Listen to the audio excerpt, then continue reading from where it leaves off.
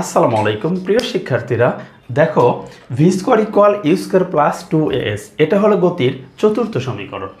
আচ্ছা, যদি কোনো বস্তু স্থির অবস্থান থেকে এবং সুষম ত্বরণে যাত্রা শুরু করে তবে এই সমীকরণটিকে কিভাবে লেখা যাবে? ভি স্কোয়ার ইকুয়ালস, যেহেতু স্থির অবস্থান সুতরাং আদি ভেক্টর হবে 0, তাহলে 0 প্লাস 2as।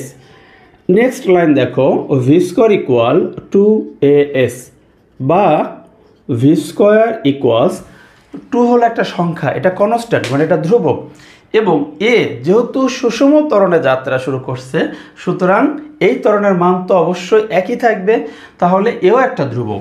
তাহলে 2 এবং এ এটা হলো ধ্রুবক, তাহলে আমরা লিখতে পারি 2 এবং এর পরিবর্তে ধ্রুবক লিখতে পারি, আর সঙ্গে কে আছে? এস গুণন এস। আচ্ছা, নেক্সট লাইন দেখো, ভি স্কোয়ার সমান এবং কনস্ট্যান্ট এর পরিবর্তে লিখতে পারি সমানুপাতিক এস, সুতরাং v is proportional root over s. অর্থাৎ স্থির অবস্থান থেকে সুষম ত্বরণে চলমান বস্তুর শেষ বেগ হবে দূরত্বের বর্গমূলের সমানুপাতিক।